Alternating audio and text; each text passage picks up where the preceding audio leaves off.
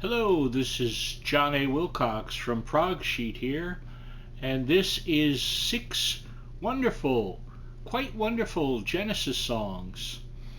Uh, I'm going to preface this by saying I've been following the band since early to mid 1976. I had first heard, I want to say it was Dance on a Volcano on WNEW FM, and I said, oh, I really like this band. And how I ended up with the album that came up, Trick of a Tale, is a weird thing. I went to, back then we used to have a store called Barker's, long gone, here in Westport, and I went to go pick up a vinyl copy of Queen's A Night at the Opera, but they were out of it.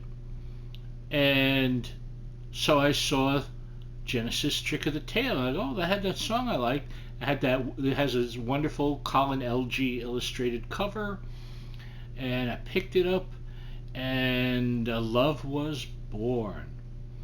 So let's take you through six songs, three with lead vocals by Phil Collins, and three with lead vocals by Peter Gabriel, who preceded Phil, in case you did not know. So we start with the title song from A Trick of the Tail. A Trick of the Tail, which is a lovely little song about uh, finding, I suppose, finding that what you were looking for in a Wizard of Oz sense is in your own backyard. It tells the tale of the beast that can talk, who leaves his city of gold to see what life is around him in the rest of the world, and he's caged and ridiculed, and as the song says, more like a freak or publicity stunt. And we follow his journey physically and emotionally. And it's a lovely song. It's a Tony Banks song, almost Beatley piano on it, really nice kind of feel to it. Not a song they ever perform live for some reason. Maybe it's sometimes a song is more of an arrangement song, and others are more of a feel song. And feel songs tend to be more difficult to kind of reproduce live. So that may have been the reason. May not. I never asked why it was never performed live of any of the members of the band. So that's number one, A Trick of the Tail. Number two, we're going to move up one album to the stunning Wind and Wuthering album, and the song Blood on the Rooftops. Beautiful guitar from Steve Hackett, lovely vocal from Phil, and just gorgeous, gorgeous keyboards from Tony Banks. Sort of a cynical song, very British song, about, I believe it's about a father and son who don't really want to discuss politics. It sounds like a weird kind of topic for a song. It's not, hey, I love that girl, let's buy a car. Yeah, very different piece. Once heard, never forgotten. It's a beautiful piece of Genesis history. Blood on the Rooftops. You will surely enjoy that song if you've never heard it. If you've already heard it, you know what I'm talking about.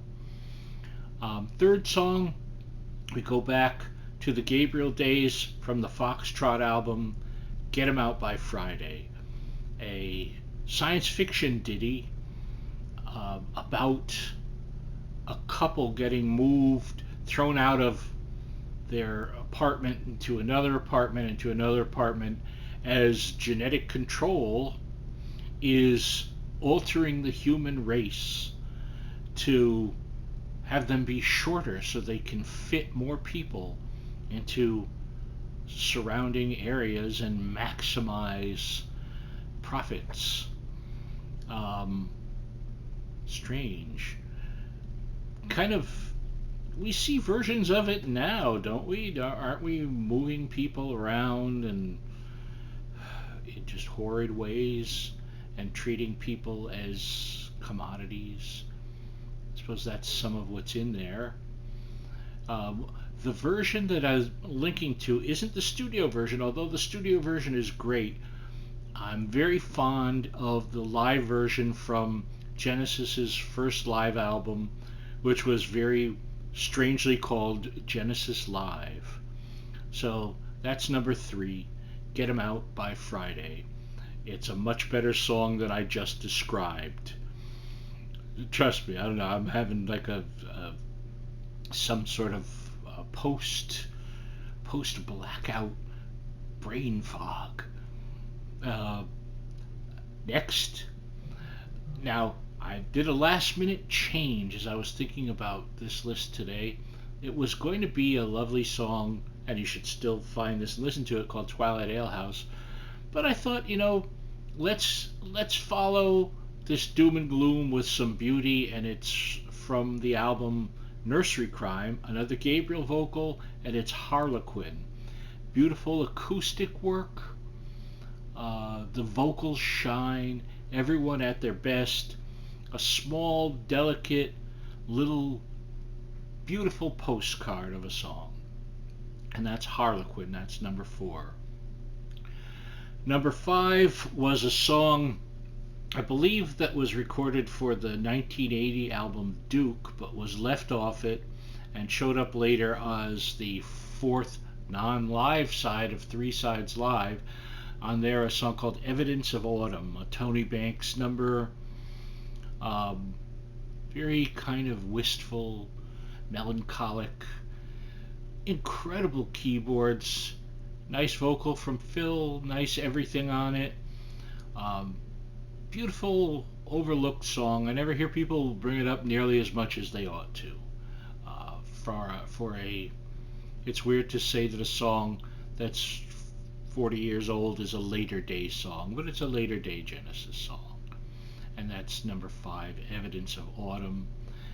And I was trying to think of what I wanted to conclude a list of Genesis songs with, and I had to go over to Gabriel's last work with the band, The Lamb Lies Down on Broadway, for a song that I fell in love with straight off, called The Chamber of 32 Doors. A song about realization and trust and lack of trust. There's so much you can read into it. Great guitar, great everything. One of Gabriel's best vocals within Genesis. You know what? One of Gabriel's best vocals, period. Regardless, Genesis solo, with other people. If you don't know this song, it has a lot of punch to it. It has a lot of emotional impact, and I love it, and I hope you will too. For all the songs I've discussed rather incoherently this week, there's a link in the comment section, or there's links to all 6 songs. Please do check them out. I don't know that I've ever asked this, but if you want to subscribe, couldn't hurt. I gain nothing from it. I don't do any of this for any kind of profit or that. I know people that get like 100 zillion people on their site, on their page, on their whatever. I'm not one of those.